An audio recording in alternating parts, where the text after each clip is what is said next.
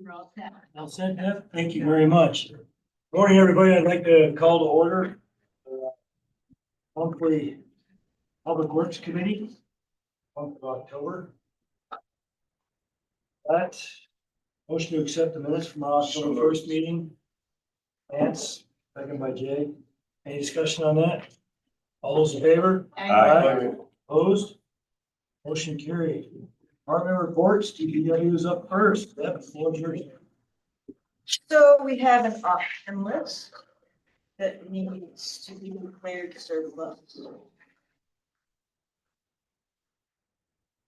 Motion? I'll move it. Dan, thank you. Lance, seconds. Deb, any discussion on that? Dan? Yeah, and I don't know, we've always talked about this. The very first one is, the oldest and I think the lowest mileage. What causes that? I mean, that's not economically, that's not healthy for that one. That's all I'm trying to say. You know, you're talking 15 years, are you not? 16 years. You're talking less than 10,000. Actually, you're a little under 5,000 or 6,000, aren't you, a year? And so it makes you wonder. We've had a couple of these come through before. I mean, not every time. The other ones all line up as far as the age to mileage. Can you track that? Would it be easy for you in your system to see how many miles a year was put on that? Was it like 10,000, 15,000 miles first 3-4 years and all of a sudden it dropped right down? And why would it be? Is it because it's a small vehicle and the other ones are bigger vehicles? You know, what is it that we're missing? Because we're making a mistake on that one and I don't know what it is. When Deb and I met with the departments, and Deb can correct me if I'm not in the right direction here, but when Deb and I met with the department heads last year, and went over their fleet vehicles and what they had and what was necessary and what wasn't. I believe this vehicle that was in code enforcement was one of the ones we questioned because of the low miles that were being put on it. Obviously, it's an older vehicle. I believe this vehicle was actually used more around the Hudson Falls area because it was an older vehicle. And that's why the miles weren't accumulating like the rest of the fleet was. Well, if that's the case, then like after 2 years, it ought to be put somewhere else to start building miles. Than to let it sit there and get low. I don't understand it. But this is just an example where we need to not probably replace some of these vehicles and start rotating the low mileage ones around between the departments, so it's be utilized. Which might result in having less fleet vehicles and more carpool cars, right? Having them more in the carpool for anyone to use instead of being assigned to fleet. And we talked about Yep. that. Yeah. Dan, thank you for that. That's a good example of gaining some efficiencies. Any other discussion on that? All those in favor? Aye. Opposed? Motion carried. Next up. So we went to the NISAC seminar and the Committee on Transportation and Public Works passed a resolution concerning the impacts of efforts to electrify department vehicles by adoption of the ACT rule, which is the Advanced Clean Truck Rule. So basically, what we're trying to say is that we want the governor to consider a pause or suspension of the implementation of the act until there's strong evidence that the state has in place the necessary direct financial assistance and incentives and charging infrastructure necessary. So you're probably familiar with the fact that they did put a pause on it for 2 model years, 25 and 26. But we would like to consider this resolution and send it to all the people in the last resolve so that they understand our concerns with the implementation of the act. Deb, real quick, you were the committee, highlight the major concerns that you and I were discussing for implementation, rapid implementation of this. Where's the county set? So we don't have the charging infrastructure. We don't have any examples of where it's worked in other places, as you guys are probably familiar with your DPWs as well.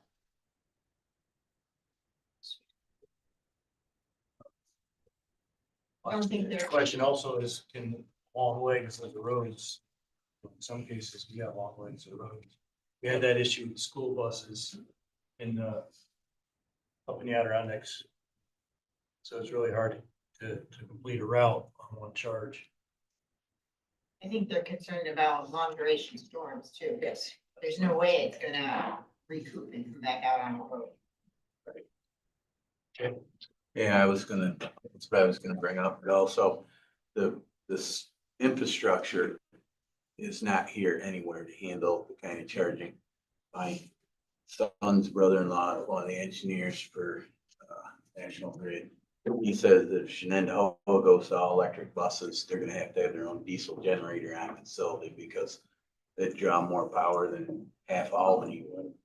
So it's, the infrastructure is not there to do what they want to do. So is this information or are you looking for our? Well, so this is not a crisis moment. We gotta move this right away. Unless the committee would like to, this is information for the committee to review and for all of us to consider. Allow people opportunity to look over the resolution, put it in the format that we need to work on. We can bring it back in the committee, the final format next time, and then move it to the full board. My highway department's been extreme and bloody murder is sure everyone's is, so I'm certain to be in favor of. Isn't there a concern with the hydraulics as well? Have they been able to work that out, that they wouldn't be able to on the hydraulic? Oh, I don't know. I've heard I had that. read something about there's a concern that was, that they're not gonna be able to handle the hydraulic on the trucks as well. So overall, I think everybody agrees this is probably something we want to support. And we'll look at this in the final format next committee, move it to the full board. Think it's anything else? So we talked about the ask of Warren Street to be plowed, but we have a guest speaker today who would like to talk more about Now or at the end? Oh, we it. can The do, end. we can do it now. We'd like, this is the, go ahead. And- Jennifer Park. This is the end of her part.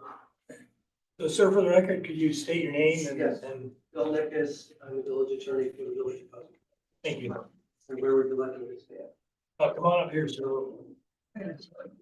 Yeah, you getting kicked out. Kicked out. Right. But I still decide. Don't go far. You brought it up. Well, yeah, all right, you Go got, to that side. Right, you know. It's- yeah.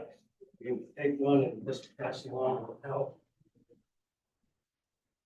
If you were correct, we were figuring it out on the pickup truck. Every pickup they sell, they're gonna sell them with a trailer and a generator, diesel generator. All right, the floor is yours. Okay, I think I have some extra in here. I've got 14. So. Thank you. Coming up. Yeah.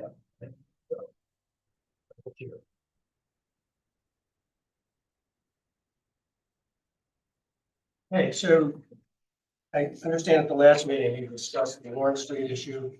I'm here to give you some background and hopefully see how we can team up and move forward to resolve it. The Warren Street issue surfaced a little over a year ago when the state decided it was going to do some work on River Street. And they diverted all of the local traffic down Warren Street, which caused some deterioration and a lot of traffic issues. So at that time, the town board of Queensbury was getting a lot of complaints because of the congestion, because of the maintenance of the road. But for whatever reason, they decided they would hire a surveyor to survey the town line. And what the surveyor included, if you look at the first page, marked A, there's a line that says county line, north 8 degrees, 34 minutes, 34 seconds west. That's the line that they feel is the county line and also the town of Queensbury line, which if it were correct, would mark the Washington County line as well. That line was established back in the 60s. There was a problem up in the Pilot Knob area. There were fights over tax assessments, duplicate tax assessments.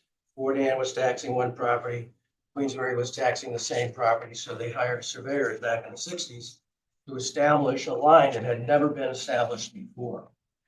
And a year and a half ago, Queensbury hired the Van Dusen firm to duplicate that line, and that's what you're looking at on sheet A. If you look to the right of that county line, you'll see where I've written the words true north. True north represents the line of Kingsbury patent. All of the patents in New York, when they were established by the king, had a boundary of true north. So if you put true north on this map and you start at the line where, or the point where the surveyor thought this county line should start, you can see where the true north line or the Kingsbury patent line dissects Warren Street, which doesn't make a lot of sense if you're going to have a road maintained by one or more communities. The reason that we have a dispute is that north 8 degrees is to the left of true north. So we have a survey that does not coincide with the boundary established in the Kingsbury patent. Kingsbury patent was the first boundary that was established back in the 1700s. Later, Warren County was separated out of Washington County without a survey. Separated it out, and however they measured it, they did. And obviously, they used Warren Street as a boundary line. For decades, Warren Street has been in Queensbury, been maintained by Queensbury. If you'll turn to B, you can see at the bottom of River Street a different point where true north starts. This is where Kingsbury Hudson Falls always maintained was the line. If you use the surveyors, Queensbury surveyors line, you can see that all of Warren Street is either in Queensbury or actually Washington County. See where the words Washington County appear at the very top of the page B. So if this were correct, we have essentially a no man's land, Warren Street, being caught between Washington County and Warren County, or Kingsbury, that is, in Queensbury. That obviously is not something that's suitable either. So what we had researched is the last page. It's an old common law legal doctrine that covers a situation where there's a survey line that's in dispute. And essentially the gist of that doctrine is that it doesn't matter if you have a survey that is in dispute where the parties for many years, that would be a minimum of 10 years, and in this case, it's decades and decades, have established by acquiescence what they feel the line is. Certainly, everybody here knows, if you know Warren Street, it's been maintained by Queensbury. Hudson Falls and Kingsbury has always thought it was a Queensbury road, and that for them to all of a sudden say, okay, it's all yours, is not within the intent of this doctrine. So what are we trying to do to resolve this? Village of Hudson Falls obviously has a fixed and tight budget. We know that the county plows along Broadway or Boulevard into Queensbury. We are asking that in the interim that the county take a left down Warren Street to plow, come back up, and then go into its normal plowing patterns. In consideration of that, the Village of Hudson Falls has authorized me to commence what we call a declaratory judgment action. Essentially a lawsuit that brings in all of the parties, primarily in this case Queensberry, and argue to the court that Queensberry had no right to abandon its maintenance of this Warren Street Road. Their position is that if you accept their position, is that strip of Warren Street is in Washington County. We don't believe that's the case.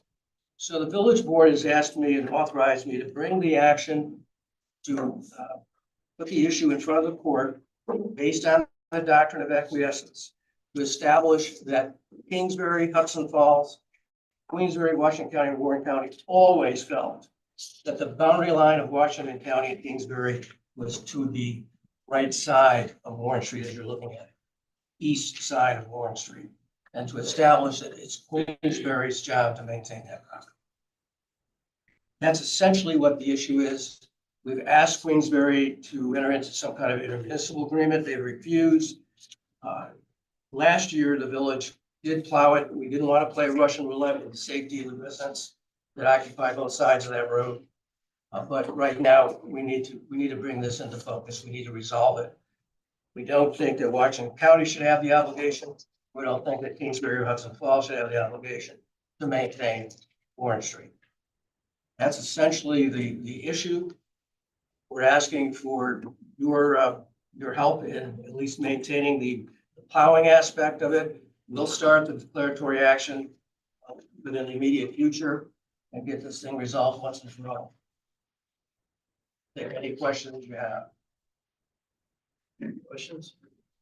Whose inventory is that? Queensbury's had this on their CHIPS program for decades. So they financially benefited, and then when they found it out, when they felt that it was going to cost them some money, this is the position they took. And we don't think that it's a position that the courts will recognize. Rich? And what is the amount of money involved annually that is in dispute? I don't know because Hudson Falls has never had to maintain it. Do we know how much contribution came from the CHIPS program? That would be a function that I think is based on the length of the road. So I called DOT this morning and talked to them about this, and in their eyes, Queensbury, the town of Queensbury does own this road. They also have not made any effort whatsoever to take this out of their inventory to date, even though this is going on. I do not know how much, it's not allocated to each road. So I guess you could just math and figure out how much. Every 20 years it gets gone and Yes. that number of feet. Not even, how long is it? It's not that long at all. 200 yards? Oh, it's longer. It's a little bit longer, yeah.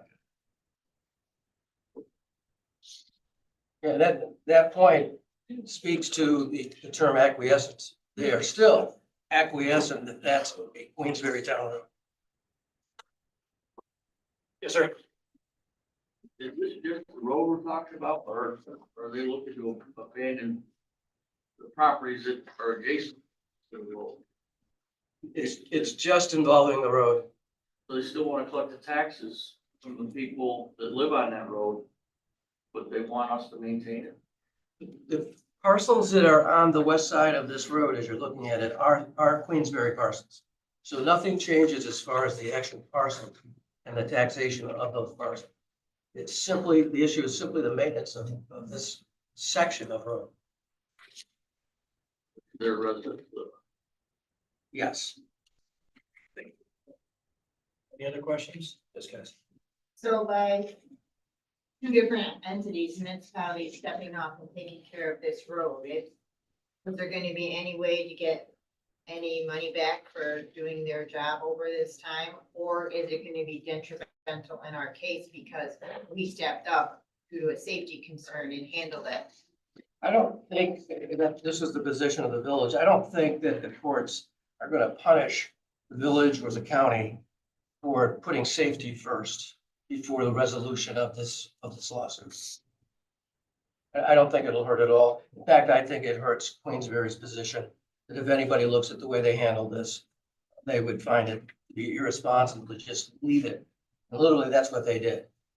Winter was coming and they said, it's all yours, without any discussion.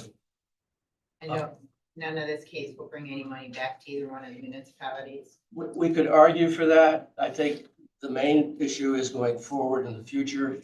Let's get this thing resolved one way or another. I'm not sure that the CHIPS money is that significant amount. No, I We're- just meant like, just as another argument to throw in there, so you could say, all right, well, we won't worry about that. I got Sam first. Yeah, I guess my question is, Bill, what is it exactly you would like us to do? What are you We- proposing that we do? As I understand it, right now, the county plows along the boulevard, goes past the county line into Queensberry, makes a turn somewhere in there, goes back down the boulevard and continues its plow. What we're suggesting is when you hit Warren Street, you take a left-hand turn, come down Warren, plow that, turn back up Warren, go back along Boulevard to the east, and not continue into Queensberry. So it's really, I don't think a lot of additional plowing. In fact, I think it's less plowing than what you're doing now.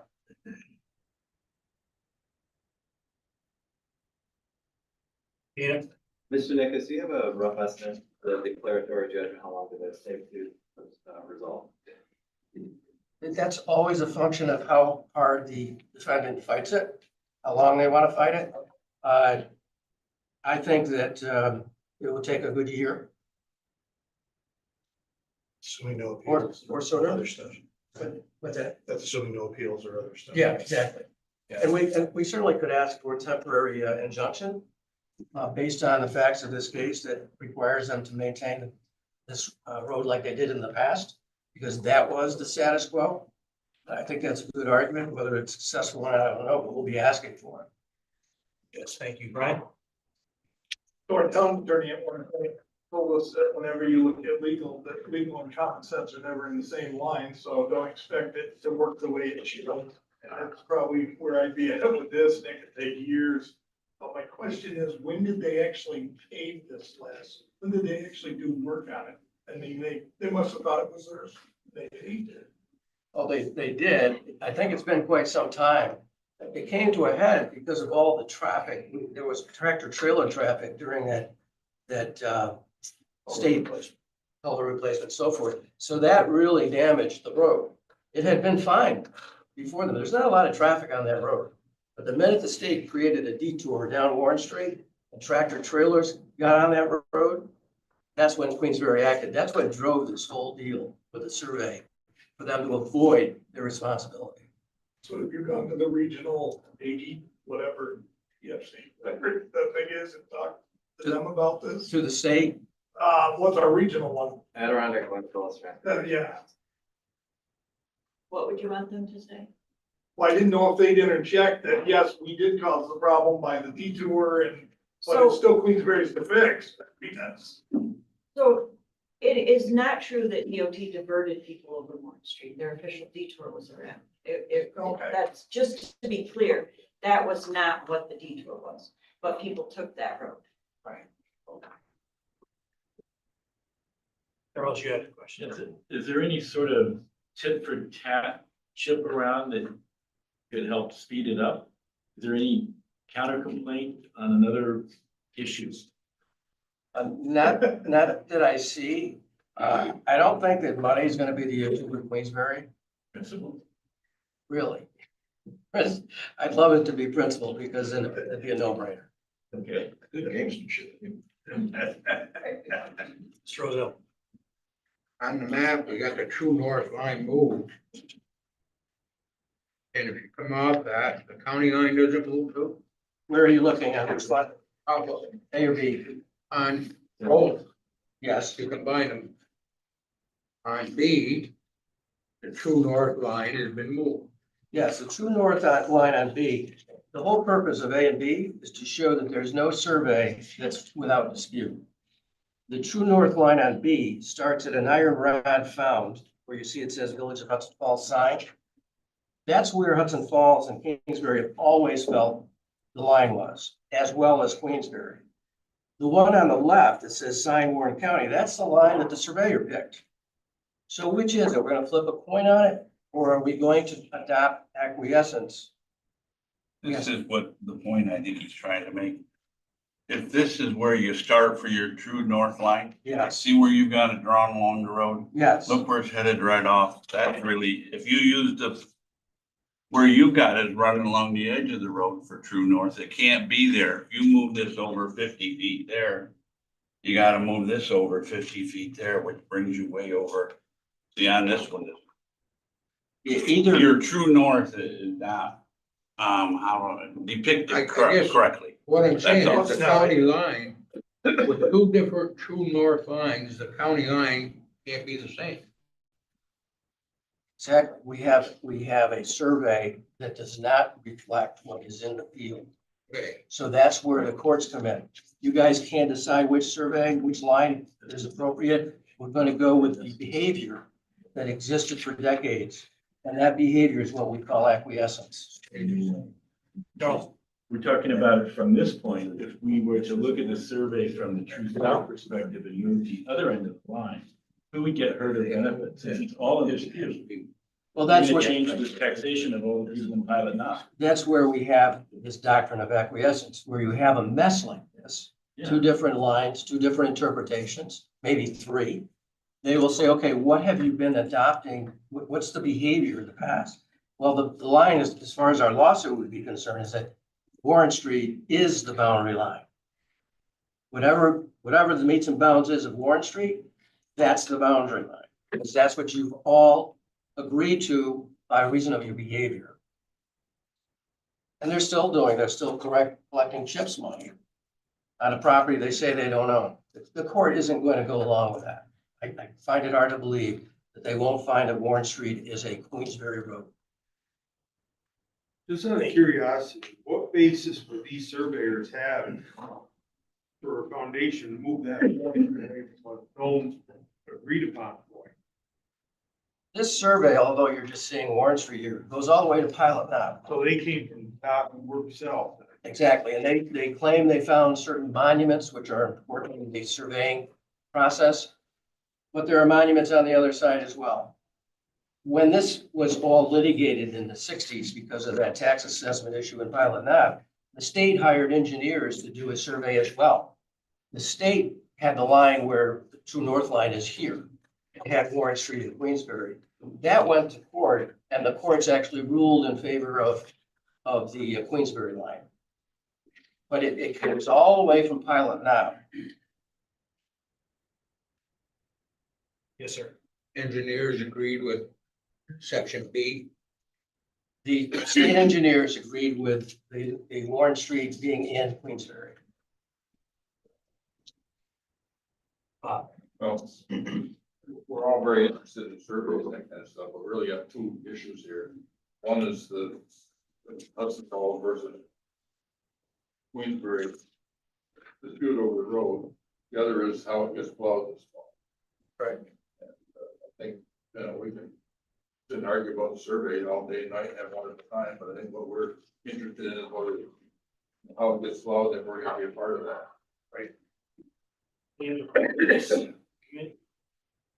Yes, ma'am. I would like to hear the DPW superintendent's opinion, I guess, on this. And is it as easy as just one swipe or two swipes with a plow, or is it a bigger So- plowing issue? Well, we went down and looked at it with the guys who drive the plow route, and it's a very poor candidate for our trucks. The route that is done right now that would add on to this is already 2 hours. When you turn onto that road, it's a very narrow road. If you're turning onto it from Boulevard 75 and you go south, when you get to the end, we don't know where we're gonna put the snow. I mean, we could try to figure these things out, but we're not thinking this is gonna be good for our department to do with a tandem. We would have to go down, try to find a place to put the snow, have a place to turn around. When you're coming back up the hill, because it's narrow, there's a bridge on it that you're going up a hill and there's sight distance issues, and we would be over in the other lane for that plowing route. The other concern that we have is that there's postings for 5 tons on that road. So we don't think it's a good candidate for us. Is that something that can be plowed with one of your foreman trucks, or if you can't use the tandem, or? So, none of our foreman trucks have, dedicated plow routes. They do intersections. It would probably be a Teamster issue if we had to assign a plow route to a foreman truck. I don't know if it would be one, but we anticipate that it would. Thank you, Deb. Any questions for Deb? I- Dana, I'm sorry. I have a follow-up, Mr. Nichols. Yes, sir. You describe it as injunctive relief, or an emergency. That would be the initial. How quickly could that get done? Any idea on estimate for that? Given the times for them to answer, I would say 60 days, you get an answer on that. Okay. I'm not sure how did Queensbury take care of the road, Deb? You don't know, okay.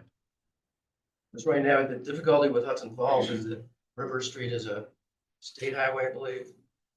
But it's not connected to any road that the village takes care of now. So it's a problem for anybody that's doing that road. It's a very severe problem for us. And I understand what you're saying, Deb, but what does Warren County do? How do they plow it? Where do they put it? Yeah, that's what I was just asking Deb. I don't know how Queensbury was handling Warren Street. And what do they use for a truck? I'm just curious. They were Is taking, that maybe the reason why they're trying to get out of this? Is it such a pain to do? And no, it really was driven by the damage to Warren Street that was done during that period of time. They've been taking care of this literally for 50 years plus. The town Yeah, of but- Queensbury, not Warren. Down in Queensbury, the right? town of Queensbury. Have you talked to Warren County about it? Just Yeah, out of curiosity. yeah, they all kind of ignore you. I mean, we could take the same position and say we're not gonna plow it, but I don't think that's responsible. It's very disturbing to me that Queensbury and Warren County says it's all yours and end the discussion. As you can see with what I'm sending to you, this is not a black and white issue. It's an issue that needs to be resolved, and for them to do this was irresponsible. So we picked up the ball last year, and we're asking for some help because it's very difficult for a small village in a road that has no connection to any other road with knowledge to handle this in the interim. Well, I know I asked this in some of our prior meetings, I apologize for forgetting. You got Warren Street on one side of the intersection, the other side is Ford Crossing. Yes. Who does? They're doing that. They're still doing Ford Crossing. Queensbury's doing the road. Yes, and this line, there's a map that goes all the way up to Pellet down, actually dissects Ford Crossing at some point. So if they want, if you adopt their argument, you've got Kingsbury plowing one half of Ford Crossing and Queensbury plowing the other half. It just doesn't make any sense, and it really requires, there can't be an agreement, it requires a court to resolve it. Yes, sir. Did Hudson Falls take over it last year? Or was this all new for this year? Last year, Hudson Falls plowed it. We were not going to allow an unsafe situation in view of what I've described to you.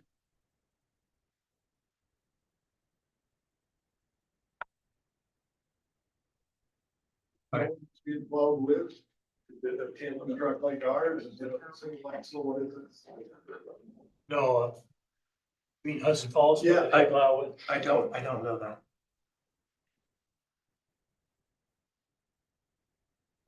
I don't believe you have any tandem trucks in the village. I don't think I so. don't think you do.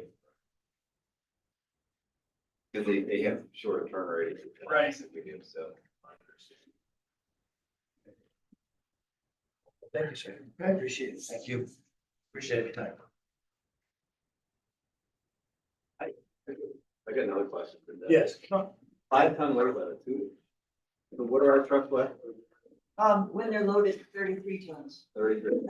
So do we have to abide by weight limit? Or is that for the bridge? What's that for? It is, we don't think it's for the bridge, we think it's for the road, but we're not sure. We looked up the But do bridge. we this- legally have to abide? I know a lot of times municipalities don't have to abide by laws that are in place. Do we have to abide by a weight limit? I would say that for a road, I would think the risk would be way less than for a bridge. If the bridge is, weight is posted for weight, I would You always definitely have to not. abide by the law of gravity. Yeah. One law, you're not gonna. Well, that's why I'm curious. Is it the bridge? We don't know whether it's the We bridge or don't the think road. it's the bridge. I can't get into the BDS system to look it up, so I called Warren County this morning and they looked it up. And it does not appear in a short look through that the bridge is posted. It appears that the road is posted. But if the road is posted, I'm assuming Queensbury. I don't know. Throws up. If we accept the responsibility to plow it with a 30-ton truck, would that affect any lawsuit stating that that road was damaged by tractor trailers or? My, people understand what I'm saying. I get what you're saying, yeah. Would we be additionally liable because we're running the heavy trucks on, adding to the damage that was done by the tractor trailers that caused the problem? I don't know why it's a 5-ton limit on a road. So Trucks on it, probably. Trucks on. Right away inside. So I mean, we would be reluctant to go on a 5-ton road until we find out if it's definitely not the bridge. But I talked about the geometry constraints of driving on it with a tandem. And then the Teamster issues of driving on it with a non-Teamster. So, you know, we can look into those things. With those, we have significant challenges with plowing this road. So it's not like you came out and said, no, you've actually looked at it, you tried to make it possible, so you've tried to work with them. Well, we It's just not definitely looked- looking, Yeah. it's just not looking positive, you put a time and effort into it, so they can't say we didn't try. Does anyone on the committee want to move on, take any action on this, or initiate the legal action and have Deb do some more research on what it's gonna take to. That makes just one point on the liability issue, because that's a very good issue. Right now, when you look at these sketches, the argument can be made that Warren Street is a Washington County road. So if there's liability and it's a Washington County road as we speak, that issue is on the table anyway. Our position is, by going to the courts, we want to get rid of that idea that it's a Washington County road, that it's a Queensbury road, and it's that. And I think that we have a good argument. But right now, looking at the maps, that is in no man's land, in Washington County road. That's the argument that they're gonna make. We're gonna do our best to reject it, but that's, liability is on the table as well. Sam, go ahead, sir. No, my thought was just that maybe until we just resolve the Hudson Falls, because of the equipment they have and they've used instead of it's working, they continue doing it. We have maybe 60 days, like you said, they could have an answer to it. So if he gets what he needs filed within that frame, before the heavy snow hit, we may have it all resolved anyways. Right. The only other thought I had was an outside the box thinking, maybe you have a contractor that can be hired by Village of Superior Hudson Falls, Village of Hudson Falls to handle it if their equipment can't handle it. And that's just another avenue you could try. Yes, ma'am. Until it's resolved, is it still considered to have Warren County, have Washington County?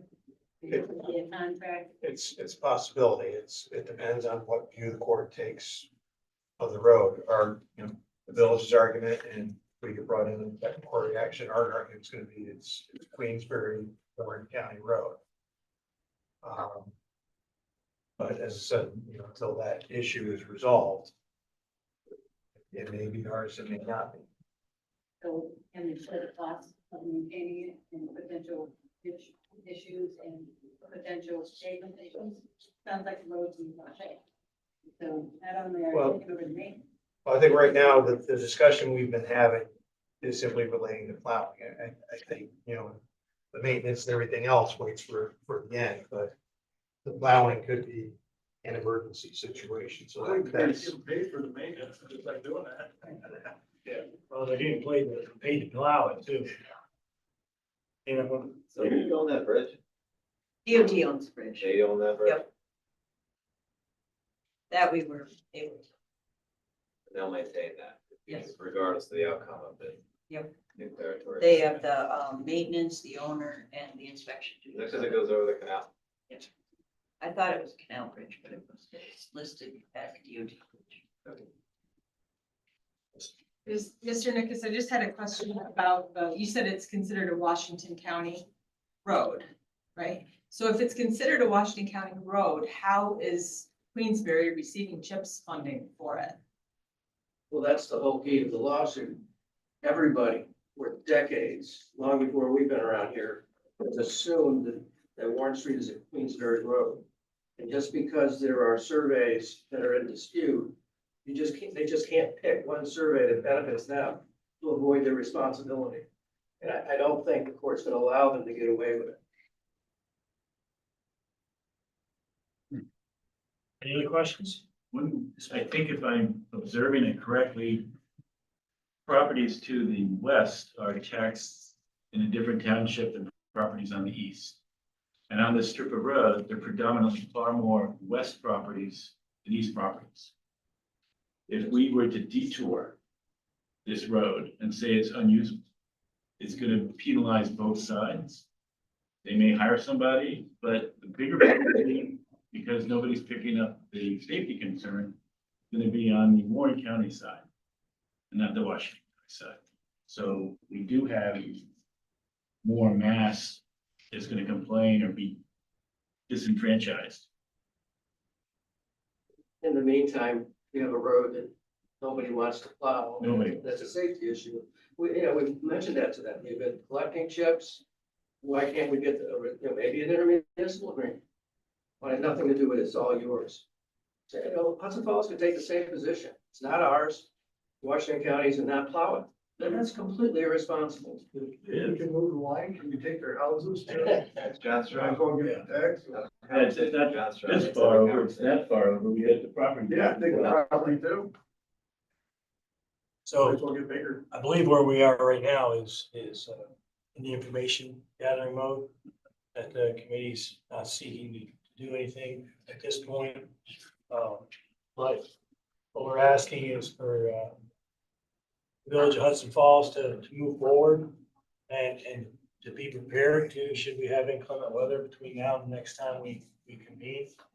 And if there is a case where we need to take action before that, we can always bring it before the full board or another committee.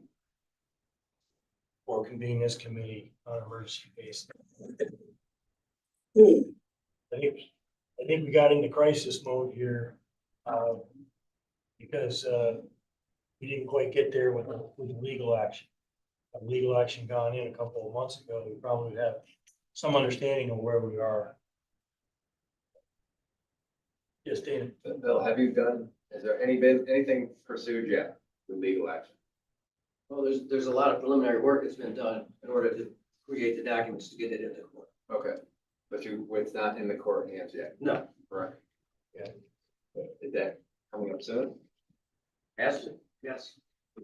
I mean, this is. I'm looking for a time frame. Are we talking weeks, 2 weeks? What are we talking? Will be filed within 30 days. Will be filed. Okay. And it may not be a workload issue for Hudson Falls. We're talking about budgetary concerns. Budgetary as well as, this road is not connected to any other village road. So it's a logistical nightmare as well. It's gonna be logistically difficult for anybody who takes this on. Agreed. Okay. Anything else on this subject? Okay. Deb, anything else? Well, in an effort to lighten the mood, I want to show everybody my new tattoo. Oh, please do. For the record. Would you all recognize it? You should get up and walk around so everybody can see it. That's Chairman Hankey's face. I was about to say, is that Bob Hank? Yes. And I hope you all don't end up with stamps. I don't have that much arm. Be sure to get out and vote. Thank you, guys. Thank you, Deb. Devin, come on up. I realized Bob had a cult following. He's got a cult following.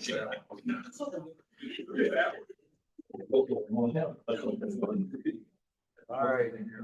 Just talking.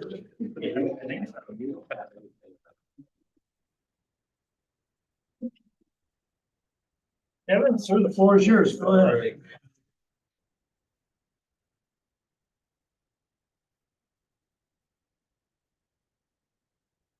All right, so I just have a couple more legal topics for you. I'm sure you're all excited. There's 4 local laws. Every year we have to pass 2 local laws just establishing the sewer rates for the coming year. That's what 3 of these are. Yeah, G, Yeah, the 2. H9. H&I are the rates. Okay, H9 are the rates in the packets. So H and I are the rates. H is the sewer 1 rates.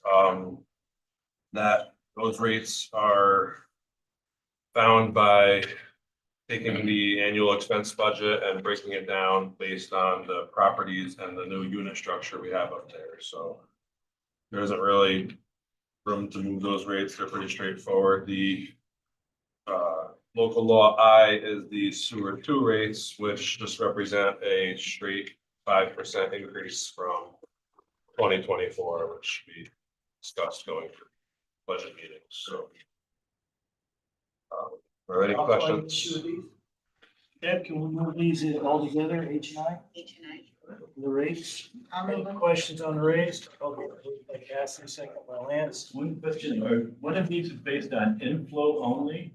Are they, So H, the sewer 1 budget, what we did there is, last year we restructured the whole rate schedule. And we used to go from usage and square footage. There was never any debt up there. Now we have a project going on, so we had to figure out a new way to redo the billing and rate structure. So as part of the map plan report for the project, which extended our sewer district up there, we also redid the rate structure, the billing. And the way we are tackling the rates up there moving forward is we take the budget we've prepared for 2025, and then we have a list of properties and how many units each property is based on our new structure, and we divide it out that way. So the way where we ended up was $10.70 per 1,000 gallons, 31.41 to pay back Queensberry for the benefit tax they charge us, and then 62.20 per unit for the capital cost, which includes the debt. Any other questions on H9? Rates? All those in favor? Aye. Opposed? Motion carried. On to F and G. F and G are these pretty much the same local law, just one's for sewer district 1 and one of them is for sewer district 2. What we are doing here is increasing the late penalty on the bills that are paid past the due date, which I believe is 30 days on both. We are increasing it to 12% because that's from market research, other municipalities around, mainly water districts, because we are the county sewer district. That's kind of the average, and particularly our biggest expense in sewer district 1 is the sewer bill we pay to Queensberry, because all of our flow within our sewer district 1 is transported to Queensberry, so we pay them for that. And if we don't pay them on time, we have a 12% late penalty. So this year, it's my first full year being here. We've been having cash flow issues, and we're stuck where we might have to pay a 12% late fee. And when we finally get our sewer bills, and we're only receiving a 5% late charge, so we're eating that difference. So this is to. I'll move that, we talked about it extensively. Yeah. Second. Council, are we good? Yes. Deb, we can move both of them at the same time? Yeah. All right, so got a motion by Cassie, F and G, second by France. Any other questions? Comments? All those in favor? Aye. Opposed? Motion carried. Anything else, sir? Thank you, Kevin. Hold on. All right, on to other business. Any other business before the committee? Okay, I just want to make one statement on the discussion with the road. There's a couple of different options there to tackle this problem. I would like you to think about, some of it might be compensation and that kind of thing, not putting our crews and our trucks at risk going over that road. So just put your thinking caps on, or Deb, I think, left, I'm thinking of that. So we do need to take care of the residents and look out. They pay taxes too, our Washington County residents that live on that street, but we need to consider that as well. With that, we're adjourned. I don't think I've taken my thinking cap out in years. So I know where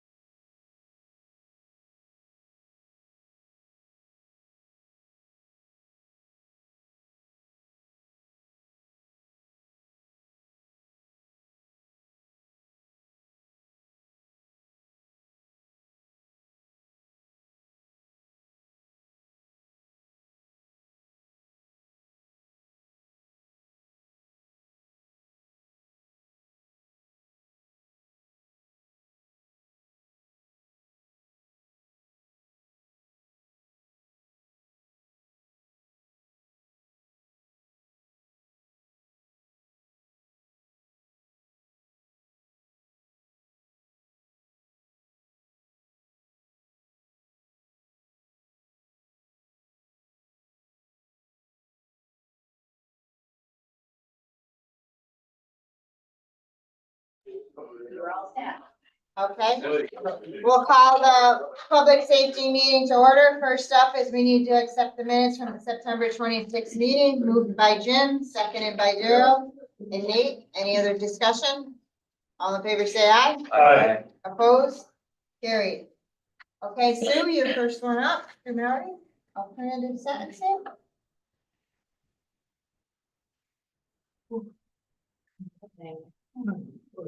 You need plow roads? I'm not. We can shovel. We definitely do not want them driving. I Okay, can no shovel, I got driving. shovels and snow. and Shovels, Snow yeah. blower.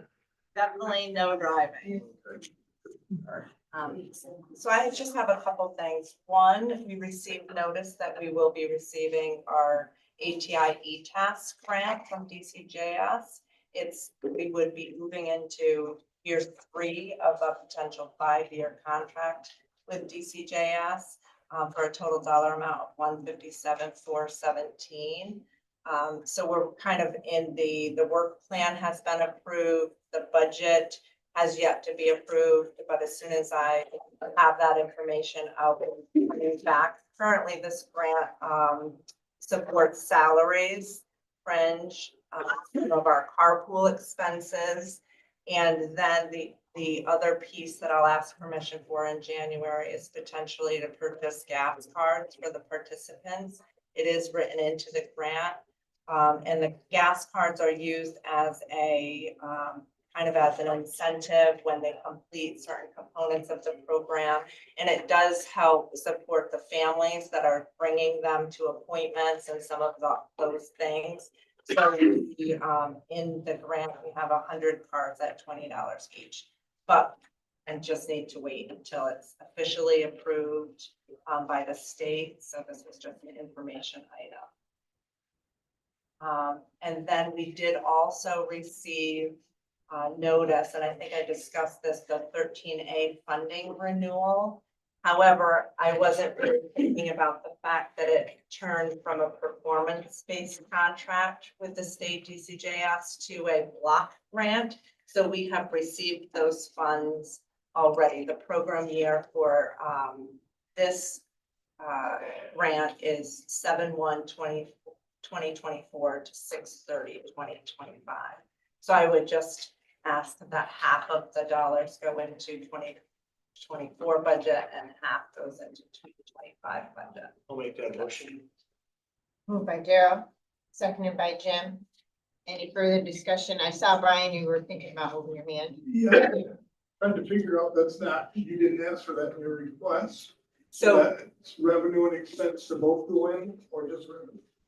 so it would be, for 13A, it would be the revenue, but because it ends halfway through the year, then we would expect the next year's renewal to make it whole in the 2025 year. Does that make sense? What does, I'm trying to figure if we need, we just started the budget. It's just as revenue. So it's just listed as revenue for 2025. We did put it in our budget. It is And in. it is in. I wanted to make sure both sides were in. Yes, So we you- really don't have any specific expenses. I mean, the 13A does of course go into our point ones. Right. But we did put it in as a whole number for 2025 because we'll get half and half for the next budget year. We're assuming this funding will continue. Any other questions? All in favor, say aye. Aye. Opposed? Carried. Thank you. Sure. Perfect timing. I was so close, Mike, I was gonna let you bump, but he's walking through the door. You You might as well just sit here. You must have. Another half a step slower and you'd have been bumped to the bottom. That's why they say that it's confidential in the elevator, because I could hear it was almost that time. Finally reached the second floor.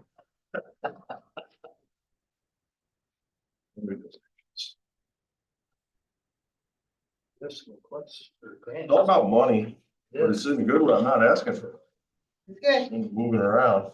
One is the governor's traffic safety grant, to recognize that. It's an annual grant that we get. Want to recognize the income? So Moved by Daryl, seconded by Nate. And John, any discussion? All in favor, say aye. Aye. Opposed? Carried. Next up. And the next thing relates to, we were fortunate enough, Captain Leclerc saw a grant opportunity that doesn't come along too often. Technology grant money, so we applied for that. And he kind of shot for the moon and put in $198,000 request, and we got it. So we were able to buy a scanner that we can use at crime scenes and things like that, or accident scenes, fatalities or serious personal accidents. It also provides funding for license plate readers in the cars, cameras in the cars, and body cameras. So what I'd like to do is move money from that grant to Terry's account, so that IT can purchase those technology items with the grant money.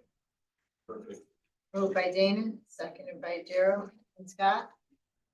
Questions, Dan? Yeah, Sheriff, Yep. was any of this in your budget for next year that we could cut out of our budget? No, but the vendor, through Terry's, diligence in negotiating skills, was able to, structure the payments to the company Axon, that goes into next year, but it's all, the revenue was not, included in my budget. So I had included 150,000 for next year, and we took it out of the budget already because we were able to negotiate to put it on a fiscal year cycle. So that the first contract is for the Yeah, I was just wondering first if any of this could go towards what you had already budgeted for that next year, but you say no, okay. So at the same time, Debbie, do we ask for the waiver? I see Yeah. there's a note here. Yeah, that's the next, that was the next item. Oh, So there's two other options we can consider too. Sheriff, if you want to better track the grant, you have two options besides moving the money. One would be to cut two POs, one from Terry's budget, one from your budget. My understanding is the technology grant, there's some things that it can't pay for. Exactly. So it'd be very clear if you cut your piece and she cut her piece and those two POs were sent to the vendor. Okay. That's an option. The other option is to have Terry cut the PO and bill you. And then you pay Terry back for your portion, just so that you can do two things. One, keep the tracking of your grant clearer on your end. And two, you can prove to DCGS that you didn't spend it on the items that are not eligible. That's I just want to throw those two options out as well. Yeah, that was the next part I was gonna bring up, is you can't use the money for tasers. There's things in that PO that you can't use it for. Right. So it may be clearer to segregate that out. Yeah, that would work perfectly. so do we want to amend our resolution for two POs? So I think The- it was Bill. either of my options, the motion on the floor could be withdrawn. We wouldn't need any action. I wouldn't need committee action on my two scenarios. You'd only need committee action if you're gonna move the money. Oh, It may be Okay. cleaner to not move the money and do it a different way. wouldn't admin wise be easier if you just bill the sheriff and he? I mean, it sounds like I've never built another department in that regard, so we might need some guidance from Al, but I'm sure we can figure it out. It's a little bit like, I think we did it with elections once, Terry. I mean, I'm sure we can figure it out. I worry about the sheriff's end being able to prove that it wasn't used for the pieces it couldn't be. Right? That's, We have to recognize the grant separately. it's already been, his grant's already been written. So one of the, and not to muddy the waters too much more, but one of the reasons I wanted to move, it's $52,000 and it indicated in the grant, 40,000 is for, one of the other, either LPRs or body cameras specifically. And then, like IT can't buy tasers, you know what I mean? So it would be obvious that, that we didn't use that grant money to buy tasers if IT was making the purchase. That was the only other thought. So I'll rely on you, Sheriff, on what you need for your end. Whatever's cleaner, we can show in our funding that we didn't use it, or that we used it for tasers and IT didn't, but it makes any sense. It's the same company that makes cameras and the tasers. That's where the issue comes in. So we're transferring or not? Which way did you decide? Whatever's cleanest for Al. I think there's other ways without moving the money, but if Okay. it's, Dana, you want to withdraw? I think you made the motion. How would you like it to read? Do it however you want. Dana's withdrawn his motion and options of other ideas by the treasurer. Does that work? Okay, and then next. Yeah, and then, related to that same, oh, are we done with that? no one is in. Are you gonna He's doing that now. Yeah, that's what I was, yeah. Related to this whole thing, Terry has been awesome to work with, by the way, but has negotiated with Axon for months, and it's a big contract, so, and she was able to talk them down quite a bit. But we'd like to request a waiver for the best value policy with this Axon contract, especially the way it's structured. Be helpful. And by doing that, we're able to get the contract signed after this committee and locking us into that rate, which is quite a bit less than what we originally quoted. That's what I Otherwise, was gonna add on and ask, is that it's a unique situation where the negotiations last so long. And not by any of our fault, but, the contract with them is gonna expire at the end of this month. So I didn't know if the action that the committee took today, that we could, start this contract before the board of supervisors. so by waiving that Yeah. procurement policy and Exactly. the best value portion of that, we can do that. Yeah, good. Do I have a motion? I'll Moved motion by that. Daryl, second by Scott. Any further discussion? All in favor, say aye. Aye. Opposed? Carried. You have. You have one more? I'll share the great things.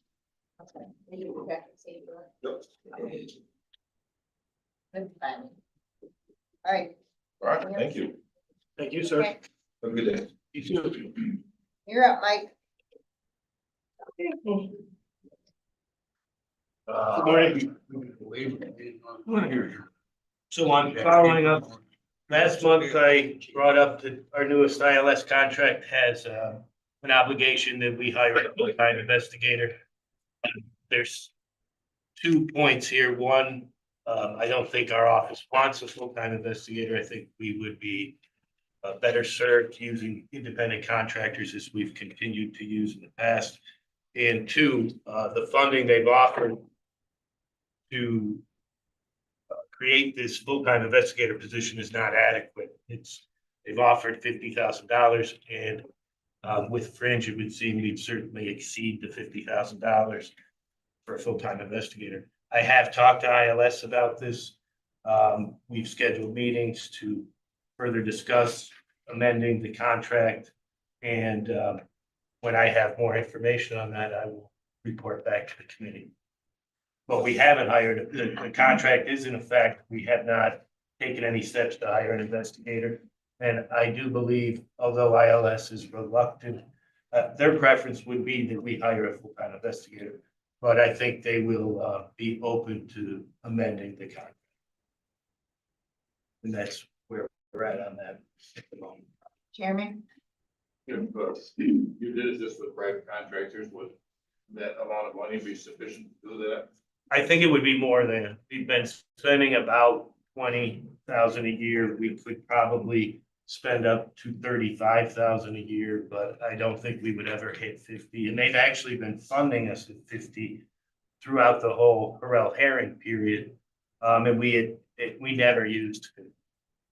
And I think that's where they thought maybe the 50 would just be better to use for a full-time in-house investigator, but the 50 wouldn't cover the full expense of that.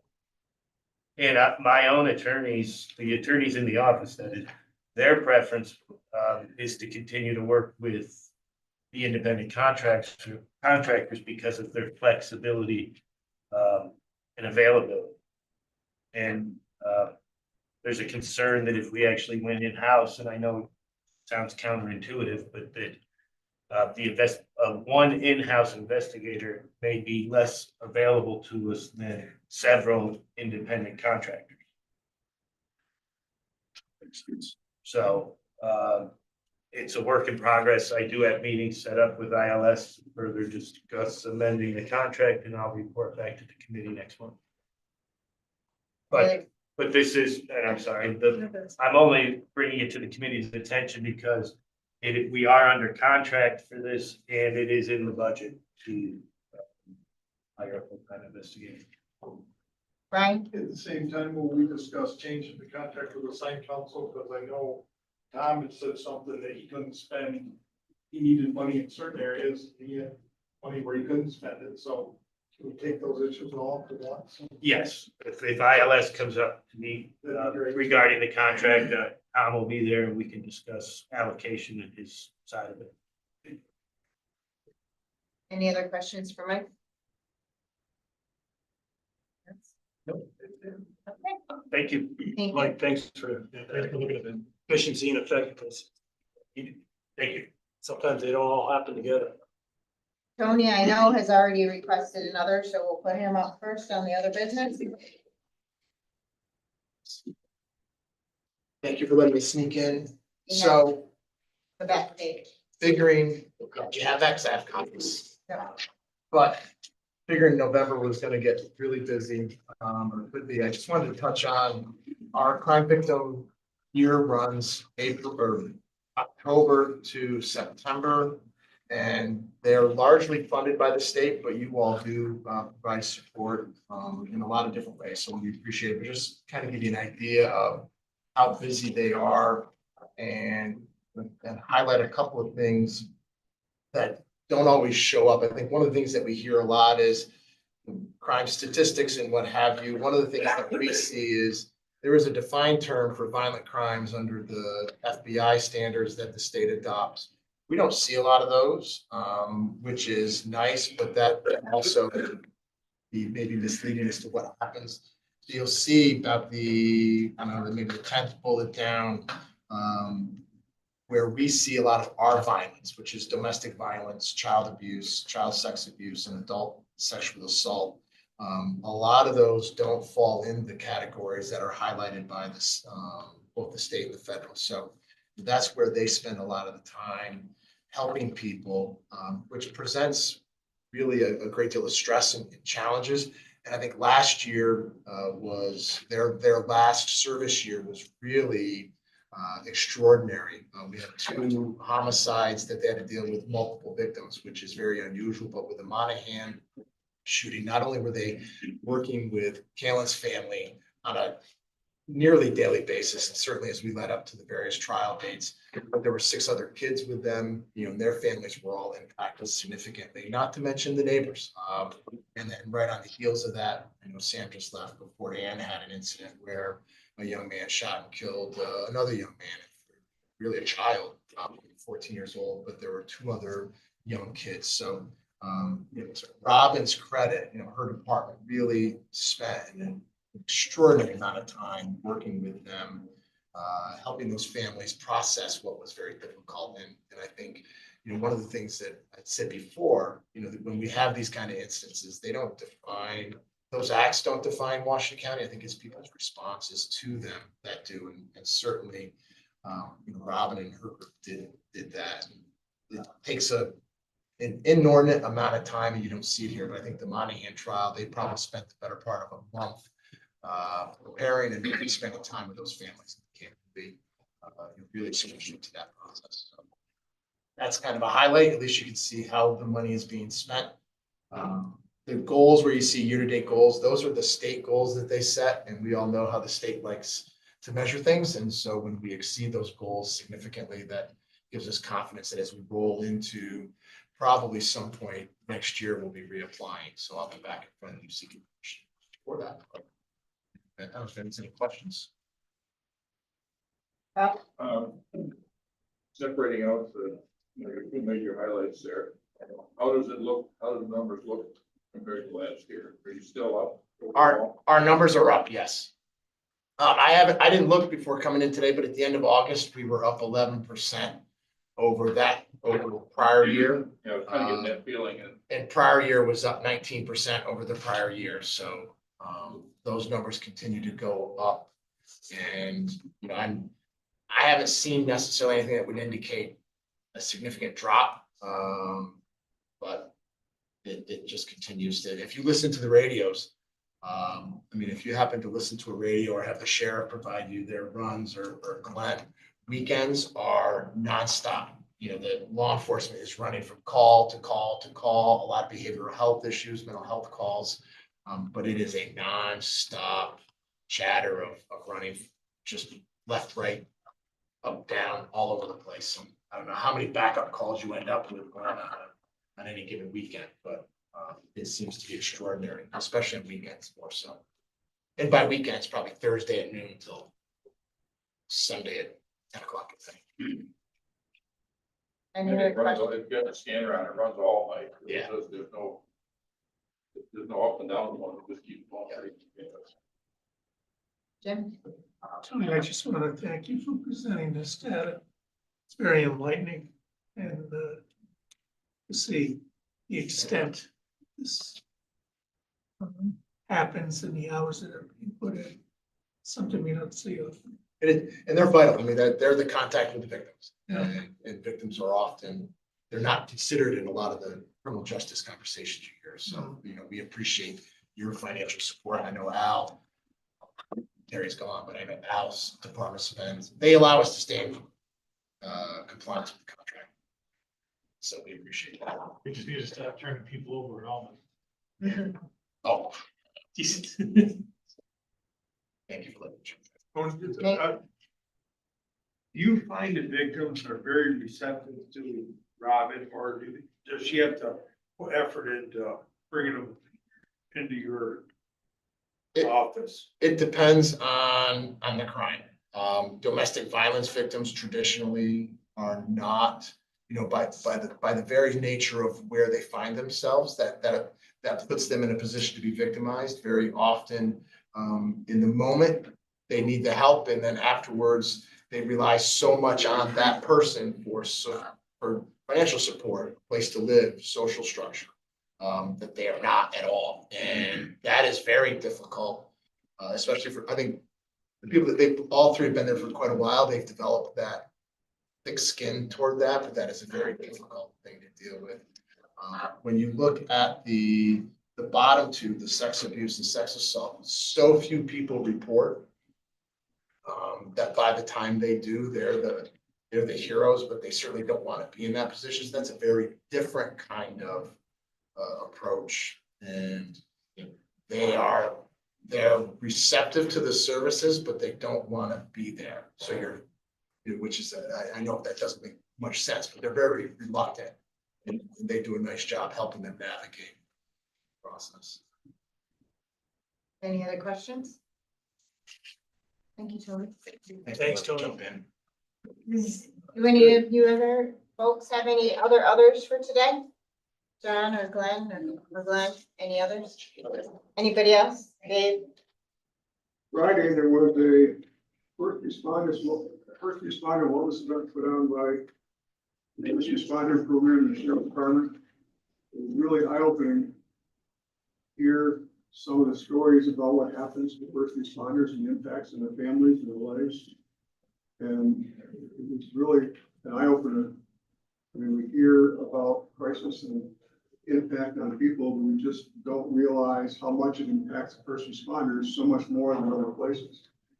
And I hope that we can get Sheriff or Robin, who runs the wellness program for the sheriff, come and put on presentation with supervisors, because it's really amazing and real eye opener about the impacts. And just a couple of stories is that one of them they talked about was this person came into their apartment and they asked who it was, how he was doing. He always say, just waiting to die, waiting to die. Same time after that. One day he came in, he asked how I was doing, I'm doing great, fantastic. By that night he was dead, self-inflicted. And you just don't know the impact, what happens to first responders, and the stories about the first responder going through an accident. It was his brother there. And it's really amazing what we don't realize, how those really impact people. And I think awareness is what I said was the thing that I got most out of the presentation. And one person said, actually was, he tells a story in public, but Bobby Sullivan said, he said, I learned never to take anything for granted anymore. If I see something, I'm going to ask you, can I help you with something about you? So I really think the impact of that is that you don't understand what people are going through. You don't understand how slight changes can be triggers for something to happen. But it was really interesting. I hope we can get a presentation that's great.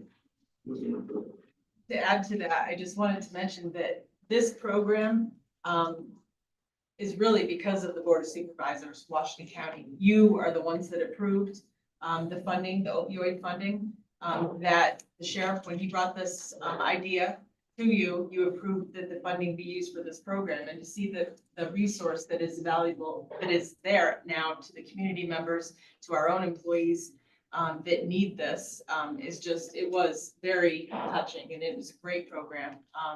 And I think the sheriff is to be commended, his staff is to be commended, and the board is to be commended for allowing us to use that money for this kind of program that is a huge value. So, I also am been involved in a lot of conferences for community parsons and other organizations. And I thought this one was one of the best ones I've ever been to, because there was a personal, story component to the providers and such. They were heard, you could have heard it pinned up in the room. There was an interaction that was going on. They did a circle at the end, which had people kind of put themselves on the line. So they had to think about it. They couldn't just say, I'm fine. They had to be thinking about if their life was, whether it was doing EMS and public safety, the dispatch, fire officials, anybody that serves in that front line and experience PTSD, which they don't understand. And we all don't understand what that does until you have a voluntary response to it or trigger to it. They went through all this information. So it's exceptional. I really, really am thankful that that program was held so that people could be together and think about the daily impact that they have in their professional lives. Very, very good. I think the impact on families, especially police officers, and the impact of families and divorce rates was exceptionally high the first 3 years. My second marriage is still exceptionally high, but if you made it 5 years, you made it forever. Basically. any others? Then we're adjourned.